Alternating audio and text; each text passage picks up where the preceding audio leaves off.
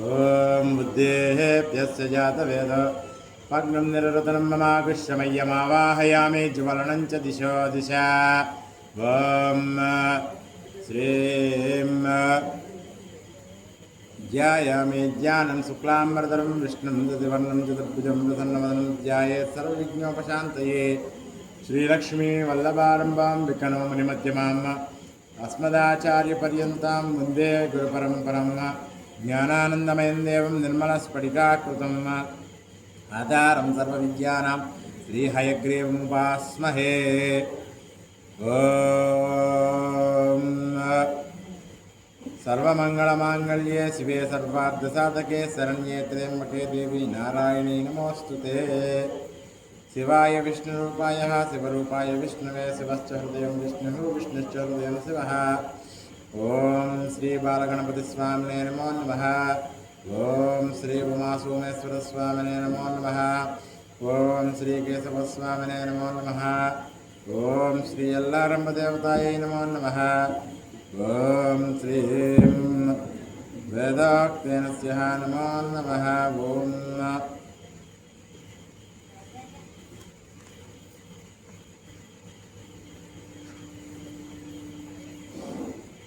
కార్తీక మాసం కాలం నందరి మన ఈ బాలగణపతి స్వామి వారి దేవాలయం వద్దను ఏర్పరచుకున్నటువంటి కార్తీక పురాణ మహత్యం ప్రవచన కార్యక్రమంలో భాగంగా నిన్నటి రోజున మనం ఈ యొక్క బ్రహ్మరాక్షసులకి ఏ విధంగా ముక్తి కలిగిందనేది వివరించుకున్నాం. అనగా ఏ విధంగా అంతటి తత్వనిష్ఠుడనే ఒక బ్రాహ్మణోత్తముడు భగవన్నామాన్ని పఠించి తనదైన రీతిలో ఈ యొక్క బ్రహ్మ రాక్షసులు ముక్తి కలిగించాడనే విషయాన్ని తెలుపుకున్నాం. యథాప్రకటితముగా మన ఈ యొక్క కార్తీక మాస కాలం నందు కార్తీక మాసం యొక్క వైశిష్ట్యాన్ని తదుపరి నేడు 4వ అధ్యాయాన్ని కూడా వివరించుకుందాం. కార్తీక మాసం యొక్క వైశిష్ట్యాన్ని యథాశక్తిగా మనం వివరించుకుందాం. ముందుగా ఈ యొక్క వృత్తాంతాలన్నిటినీ కూడా మనకి సూత మహర్షుల వారు సమస్తోత్తాయుక్తంగా నైమిసారణ్యం నందలి భూమండలం ఎందుకు తీరినటువంటి ఆ యొక్క పట్టణం అనగా సమస్త దేవతలందరూ కూడా నడయాడిన పట్టణం ఈ యొక్క నైమిసారణ్య పట్టణం. అంతటి నైమిసారణ్యం నందలి సూత మహర్షుల వారు సౌనకాది మహామునులందరికీ కూడా తెలియజెప్పగలిగారు ఈ యొక్క విషయ వృత్తాంతాలన్నీ కూడా. తద్వారా సౌనకాది మహామునుల నుండి మనకి ఈనాడు ఈ యొక్క గ్రంథ రూపంలో మన ఈ బాలగణపతి స్వామి వారి దేవాలయం వద్ద నుండి అందరికీ కూడా తెలుపడం అనేది జరుగుతుంది.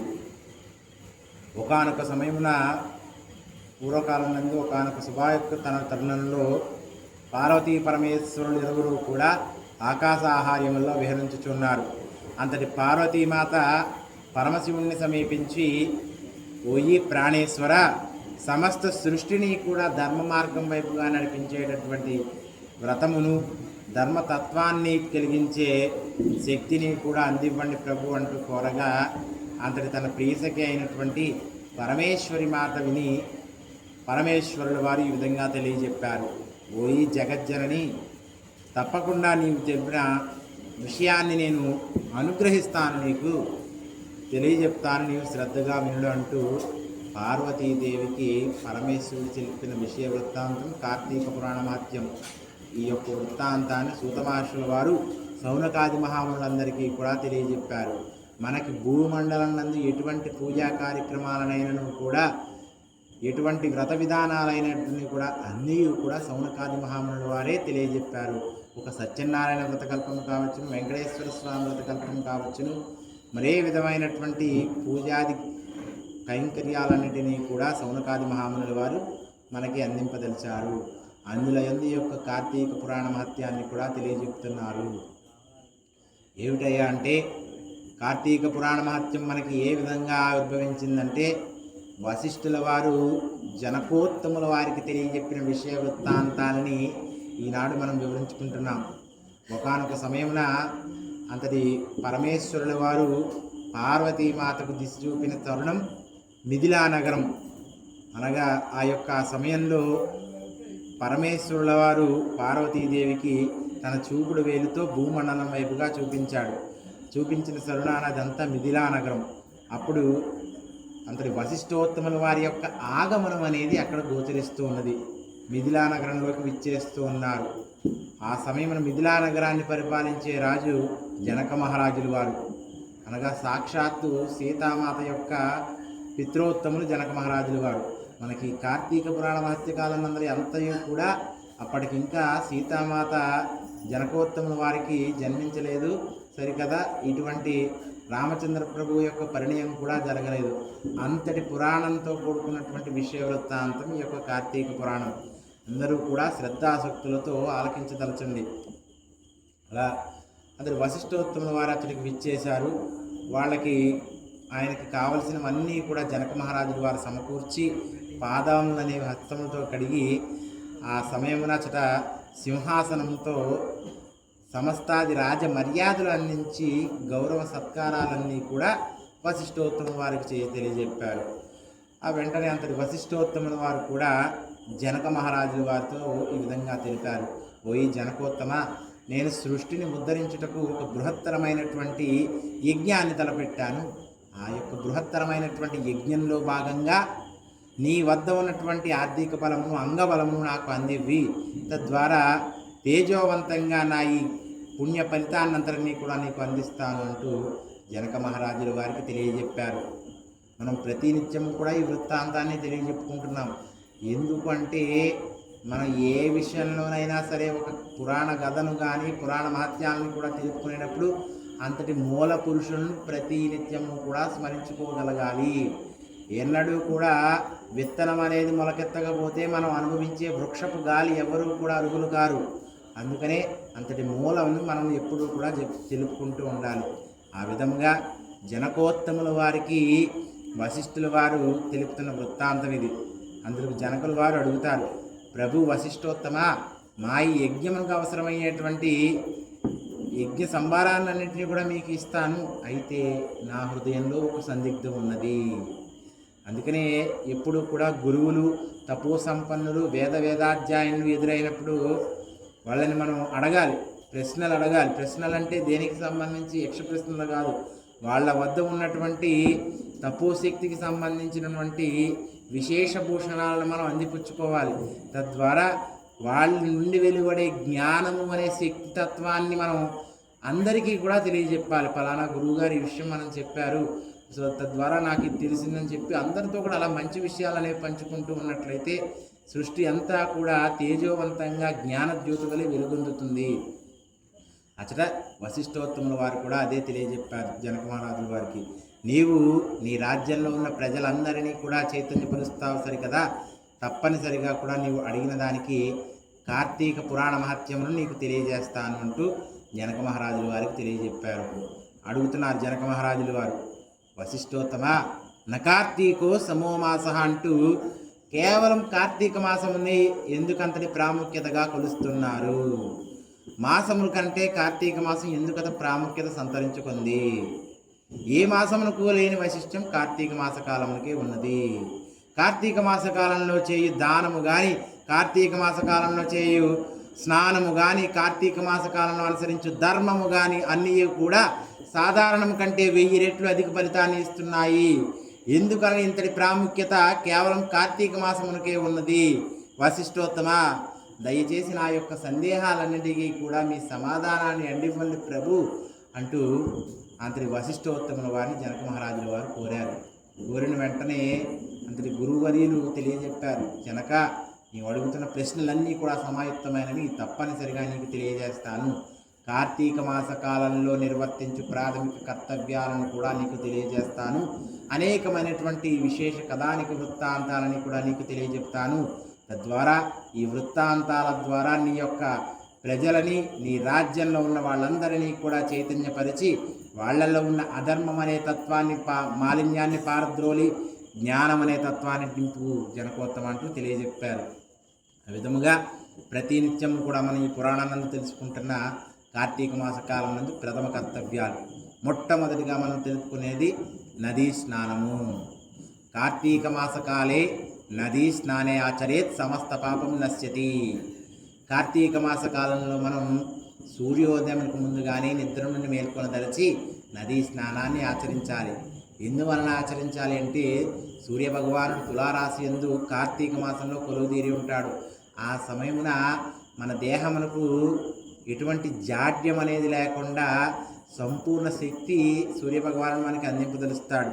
అందుకనే కార్తీక మాస కాలంలో సూర్యోదయం ముందుగానే నదీ స్నానాన్ని ఆచరించిన ఎడల అంతటి గంగాదేవి యొక్క అనుగ్రహం కూడా సిద్ధించి పరమేశ్వరుని యొక్క తత్వం అనేది మనకి గోచరింపదలుస్తుంది. నదీ స్నానమునకు వీలు లేని ఎడల కృష్ణా, గోదావరి, కావేరి, నర్మదేవి, సింధు, కురుజలేస్మిన్ అన్న ప్రకటనగా కనీసం ఈ సప్త నదుల్లో స్నానాన్ని ఆచరించగలగాలి సాధ్యమైనంత వరకు. లేని ఎడల మన గృహమును యందే స్నానాన్ని ఆచరించే ఆ సమయాన గంగా గంగా గంగా అంటూ అంతటి గంగాదేవిని స్మరించుకోగలగాలి. ఎందుకంటే గంగాదేవి పరమశివోత్తమునికి ఏ భాగంలో ఉంటుందయ్యా అంటే శిరస్సు భాగంలో ఉంటుంది.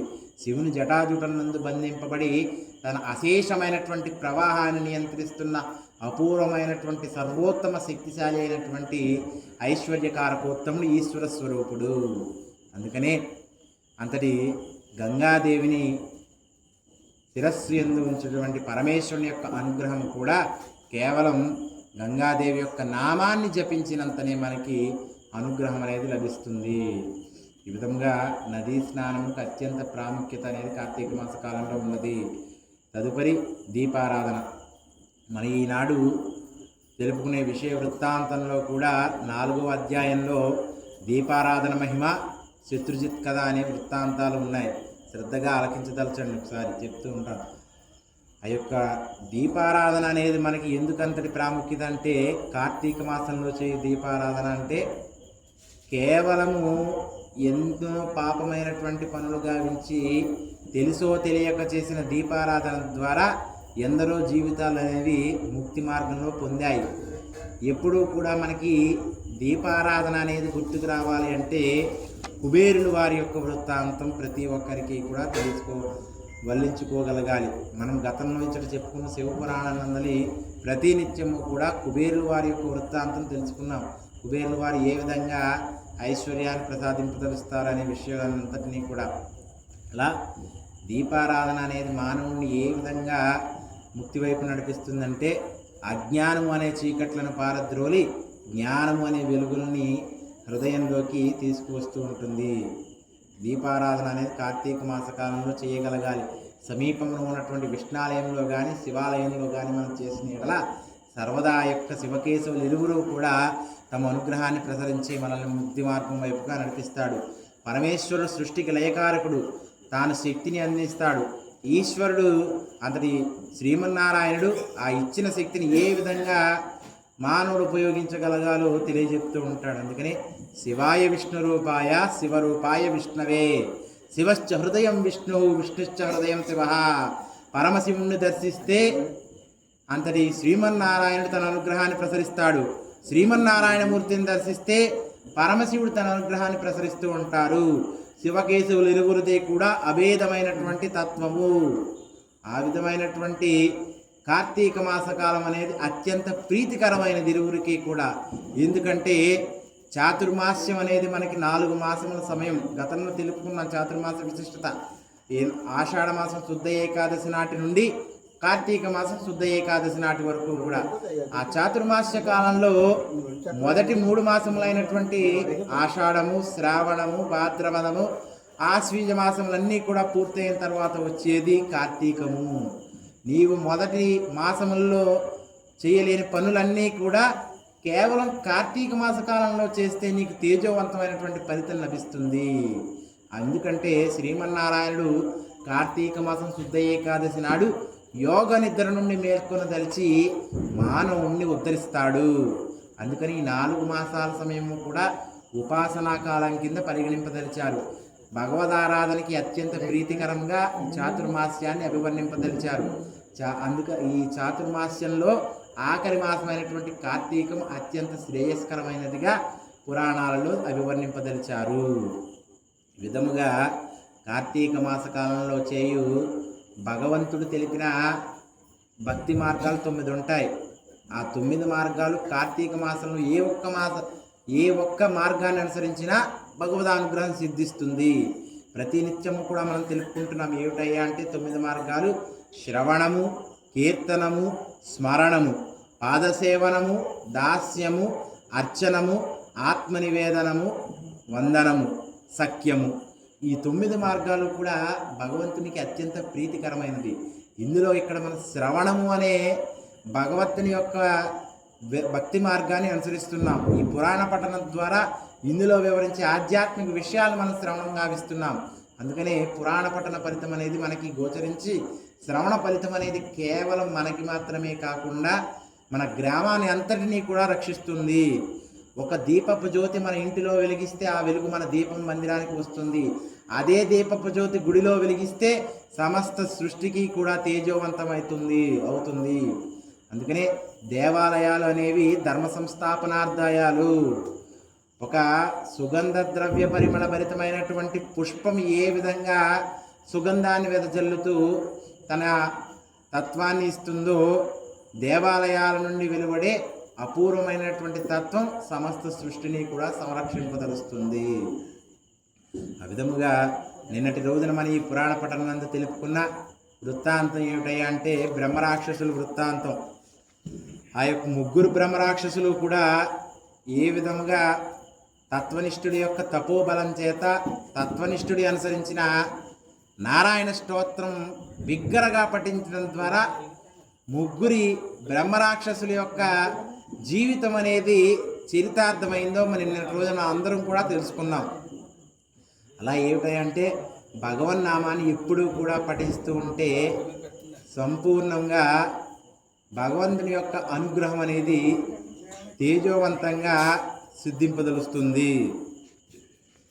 నేడు వృత్తాంతము దీపారాధన మహిమ శత్రుజిత్ కథ.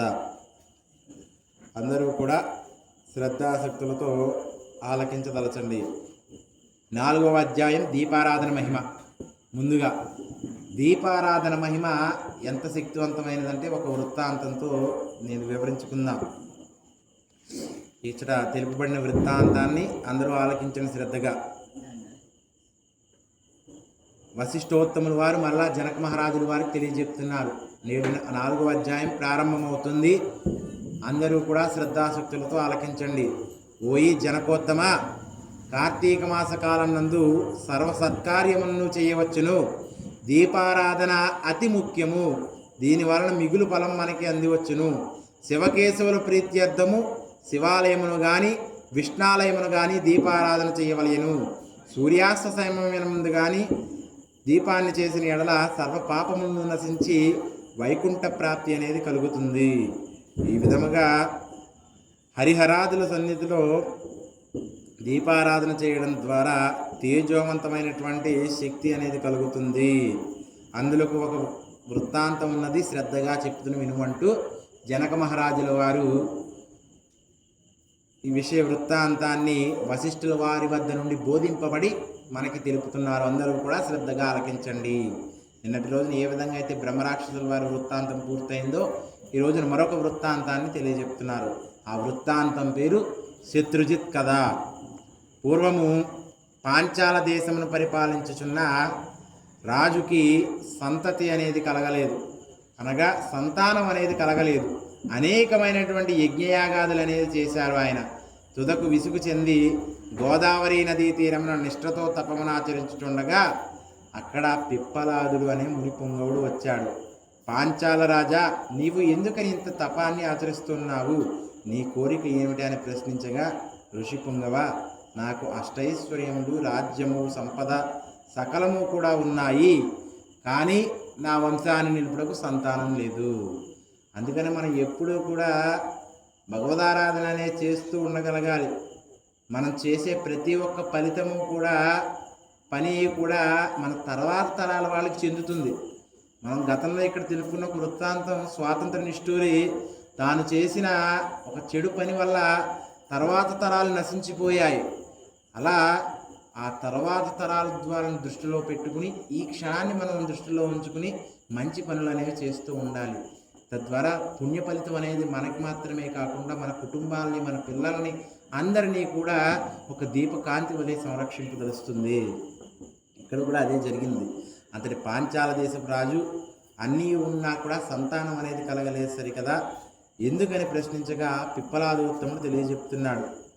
ఓయి, నీవు కార్తీక మాసమున శివ సన్నిధిని చేరుము.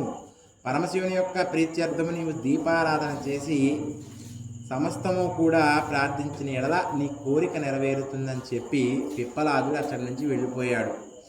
వెంటనే పాంచాల రాజు తన దేశమును వెడలి పుత్రప్రాప్తి కొరకై అతి భక్తితో శివాలయమున కార్తీక మాసమున 1 నెల రోజుల పాటు దీపారాధన చేయించి దాన ధర్మాలతో నియమనిష్టలతో వ్రతముగా చేసి ప్రసాదమును ప్రజలకు పంచిపెట్టు విడవకుండా అనేక విధముగా తన కార్యక్రమాన్ని చేశాడు. తత్కారణ పుణ్య ఫలితం వలన ఆ రాజు భార్య అనేది గర్భవతి అయినది. అలా ఎప్పుడూ కూడా దాన ధర్మాలు అనేవి మనం చేస్తూ ఉన్నట్లయితే ఆ దాన ధర్మాలు చేసిన తాలూకు ఫలితం అనేది మన సంతతికి, మన తర్వాత వాళ్ళందరినీ కూడా సమృద్ధి చేస్తుంది. ఇక్కడ రాజు కూడా చేసిన దాన ధర్మాల తాలూకు ప్రభావం చేతను, సమస్తోత్తమైన శక్తి తాలూకు చేతను అంతది పాంచాల దేశపు రాజు యొక్క భార్య గర్భవతి అయినది. నవమాసములు నిండిన తర్వాత ఒక శుభముహూర్తమున ఒక 12 కుమారుడికి జన్మనిచ్చారు. బ్రాహ్మణోత్తములకు దాన ధర్మములు చేసి ఆ బాలుడికి శత్రుజిత్తు అనే నామాన్ని ఏర్పరిచారు. శత్రుజిత్తు అని నామకరణం చేసిన తర్వాత బాలుణ్ణి అత్యంత గారాభంతో పెంచుచున్నారు. ఇక్కడ మనం గమనించగలగాలి, మన ఏదైనాను కూడా మన సంతానాన్ని మనం కలగడం వరకు మన జీవన గమనం అనేది ఒక దిశలో వెళుతుంది. సంతానం జన్మించిన తర్వాత వాళ్ళ ఆలోచనలను కూడా మనం అదుపు చేసే శక్తి ఒకానొక సమయంలో లోపిస్తూ ఉంటుంది. ఇక్కడ జరిగిన వృత్తాంతం అదే మనం గమనించండి.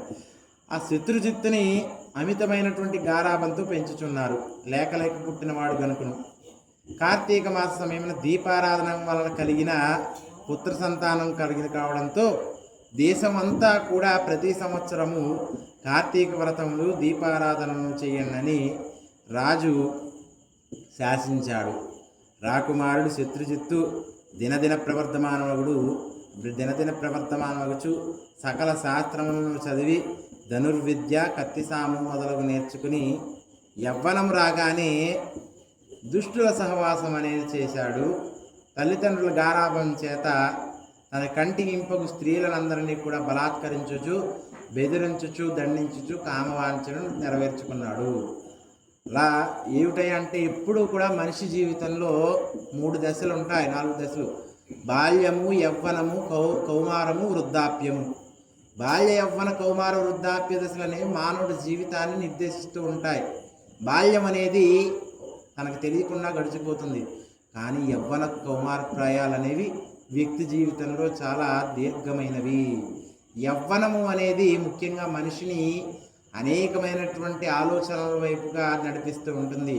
ఏది మంచి, ఏది చెడు, ఏది ధర్మము, ఏది అధర్మం అన్న విచక్షణను మరల్చే విధంగా చేస్తుంది.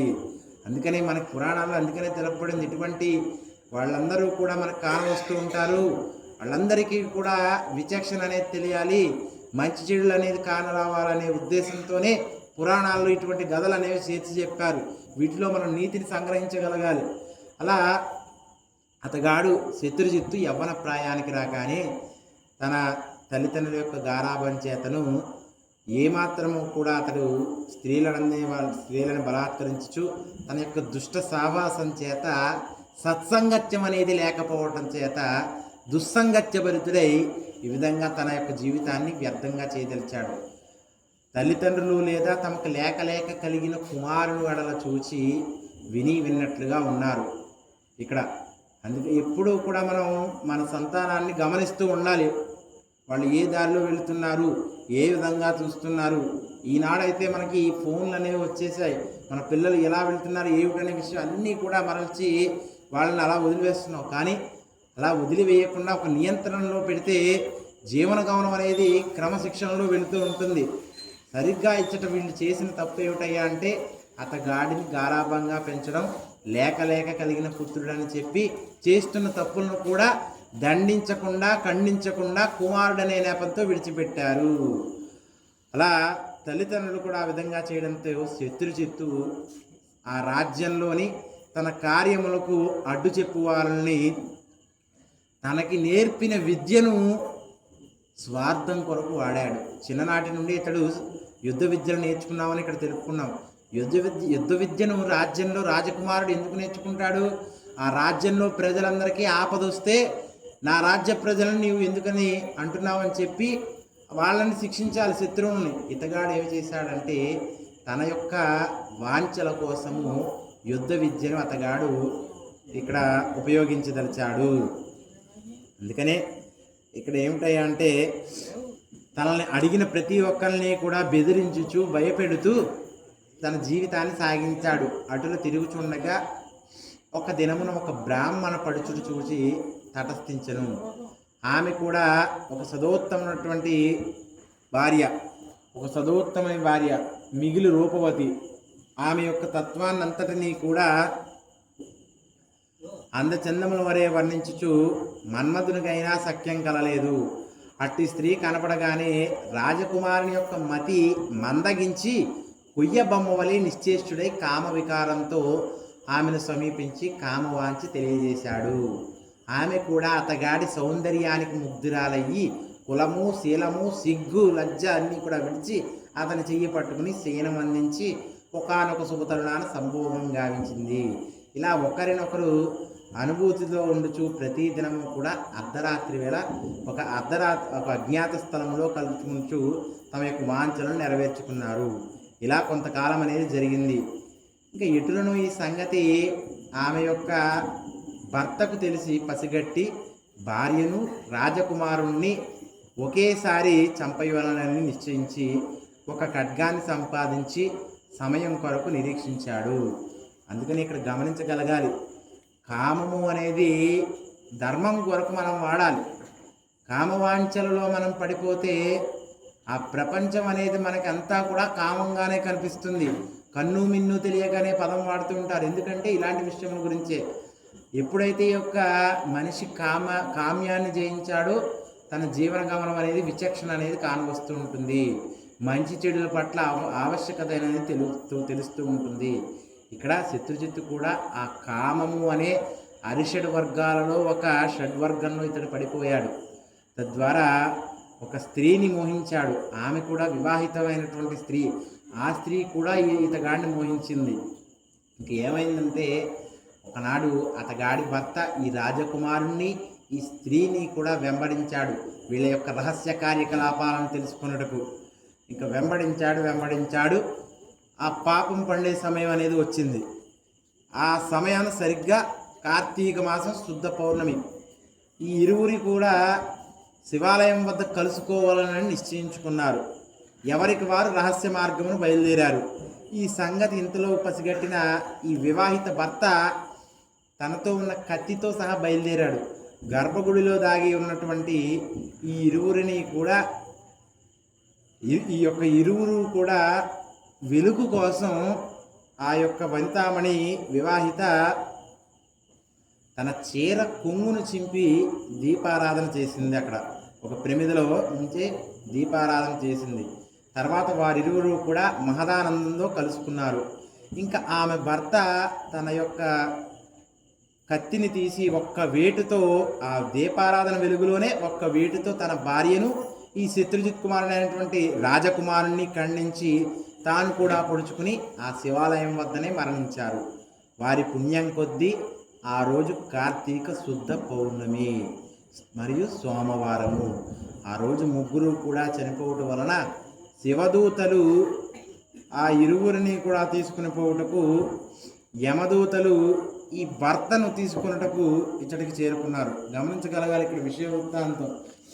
శివదూతలు ఈ తప్పు చేసిన ఇరువురిని కూడా తీసుకుపోవడానికి వచ్చారు. కానీ ఖండించిన భర్తను తీసుకుపోవటకు యమదూతలు అక్కడికి చేరుకున్నారు. ఎందుకంటే ఒక అంతరార్థం ఉంటుంది. పరమాత్మ తెలిపే ప్రతి ఒక్క విషయం కనుక అంతరార్థం ఉంటుంది. ఎందుకని ఎప్పుడూ కూడా అంతరార్థం తెలియకుండా మనం అర్థం చేసుకుంటే అపార్థమే అవుతుంది. అది ఒకసారి విషయాన్ని అంతరార్థం చేసుకుంటేనే దాని వెనక ఉన్నటువంటి విషయం ఏమిటి, వృత్తాంతం ఏమిటి అని తెలుసుకుంటే ఆ విషయాన్ని మనం బోధపడుతుంది. ఇక్కడ ఈ ఘట్టంలో కూడా అదే జరిగింది. తప్పు చేసినటువంటి శత్రుజిత్తుని అతడు అనుభవించిన ఆ వివాహితుని ఇరువురిని తీసుకెళ్ళటకు శివదూతలు విచ్చేశారు. కానీ ఆ తప్పుని ఆ శిరస్సు ఖండించినటువంటి భర్తను తీసుకువెళ్ళడానికి యమదూతలు ఇచ్చడికి చేరుకున్నారు.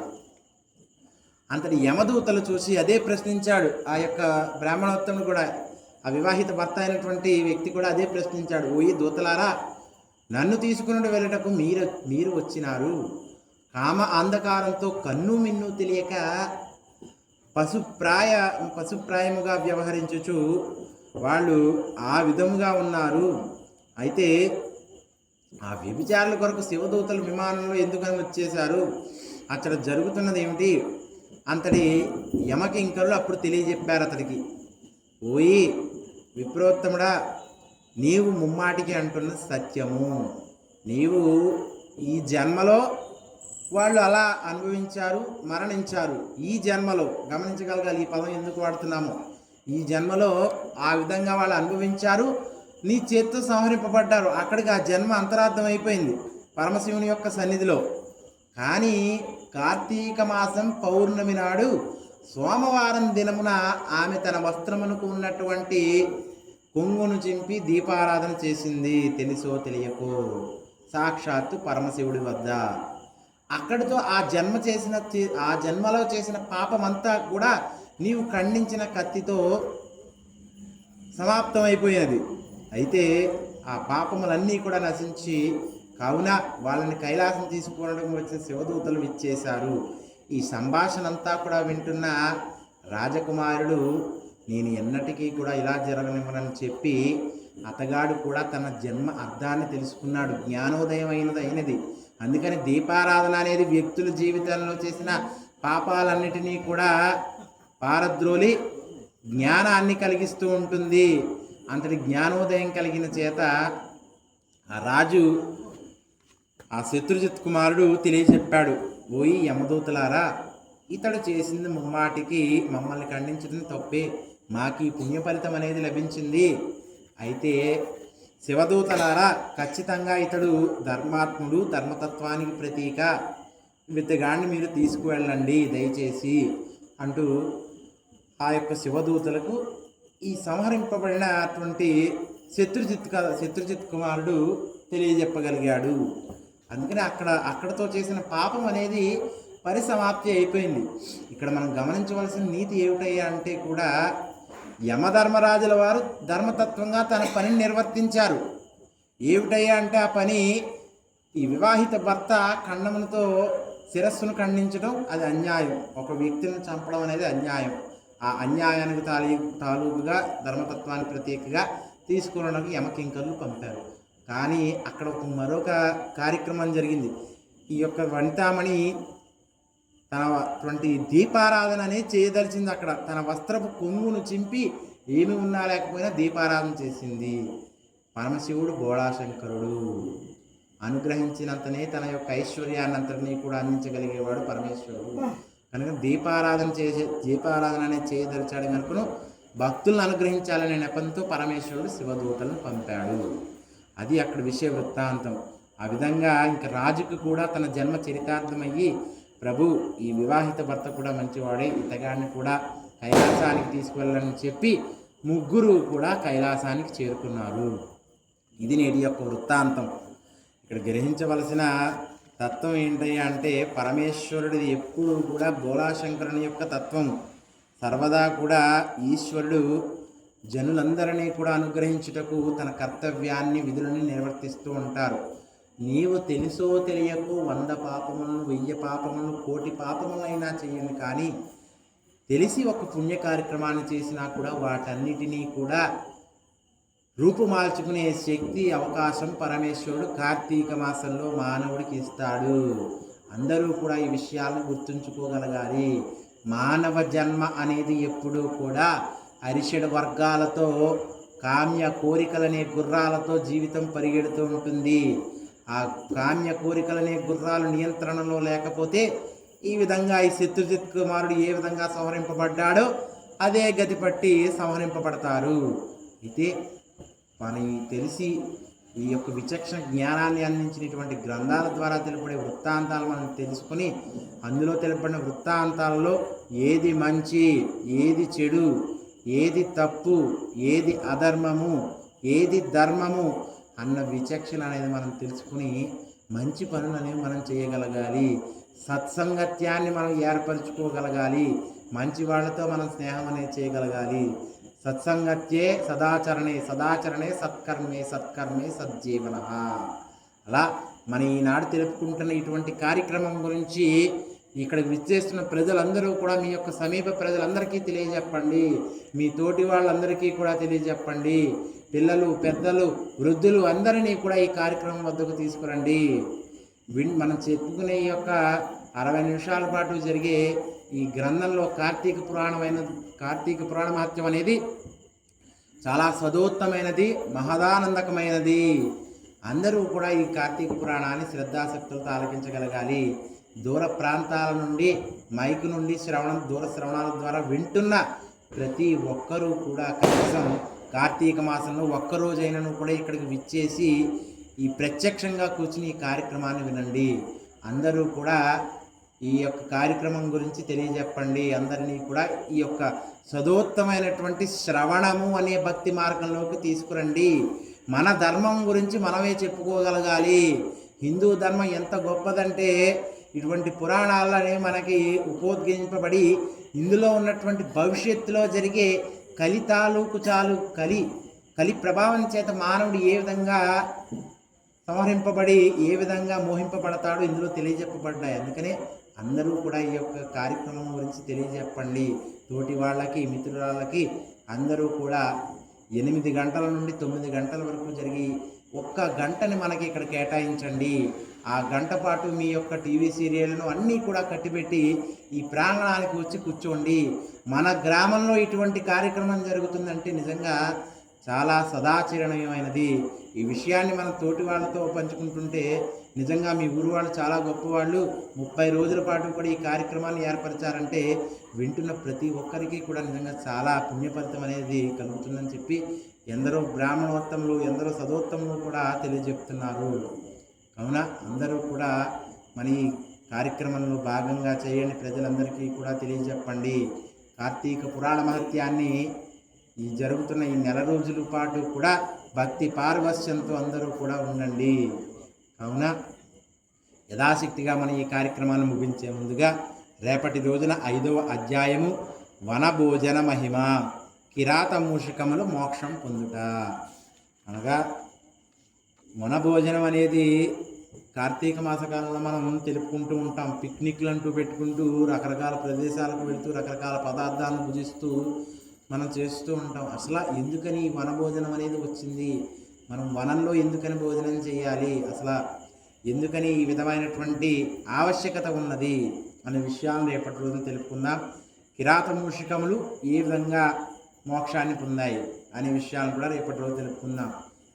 ఈ విషయ వృత్తాంతాలన్నీ కూడా వశిష్ఠోత్తముడు, జనకోత్తముడు తెలియజెప్పారు. పరమశివుడు పార్వతీదేవికి తెలియజెప్పిన వృత్తాంతాలన్నింటినీ కూడా ఈనాడు మన ఈ బాలగణపతి స్వామి వారి దేవాలయం వద్ద నుండి శ్రద్ధాశక్తులతో తెలుపుకుంటున్నాం. మనం అందరూ కూడా సర్వదూరు కూడా భగవంతుని యొక్క అనుగ్రహం సిద్ధిస్తుంది. యథాశక్తిగా భగవన్నామస్మరణ అనేది చేసి మన ఈ కార్యక్రమాన్ని ముగిద్దాం. అందరూ కూడా ఎక్కడి వారక్కడ తమ యొక్క స్థానాలను ఒక్కసారి లేచి నిల్చోండి. భగవన్నామస్మరణ అనేది మానవుణ్ణి ధర్మం వైపుగా నడిపిస్తూ ఉంటుంది. నిన్నటి రోజున కేవలం అతగాడు తత్వనిష్ఠుడు ఏ విధంగా నారాయణ స్తోత్రాన్ని పఠించి కార్తీక మాస కాలంలో 3 బ్రహ్మరాక్షసులకి జన్మరాహిత్యాన్ని కలిగించాడు.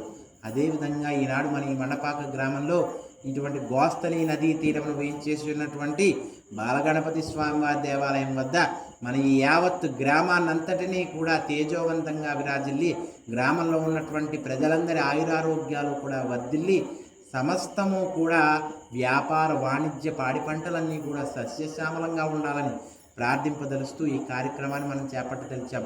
కావున అందరికీ కూడా ఈ భగవన్నామస్మరణ అనేది చెంది సర్వదా కూడా భగవదోత్కారకమైనటువంటి భక్తి తత్వం అనేది ఈ యొక్క కార్తీక దీపజ్యోతి వలె అరుణోదయ సూర్యకాంతి వలె ప్రజ్వలింపదలిచి అందరినీ కూడా సన్మార్గం వైపుగా తీసుకురావాలి. ముందుగా భగవన్నామస్మరణ అనేది చేయగలుగుతాం. ఓం నమో నారాయణ అంటూ 8 సార్లు, పరమశివోత్తముని యొక్క పంచాక్షరి మంత్రాన్ని 5 సార్లు, అమ్మవారి యొక్క కార్యసిద్ధి మంత్రాన్ని, శ్రీరామచంద్రమూర్తి యొక్క తారక మంత్రాన్ని జపించి ముగిద్దాం. అంతటి నారాయణమూర్తి యొక్క అష్టాక్షరి మంత్రాన్ని 8 సార్లు జపిద్దాం. ఓం నమో నారాయణాయ, ఓం నమో నారాయణాయ.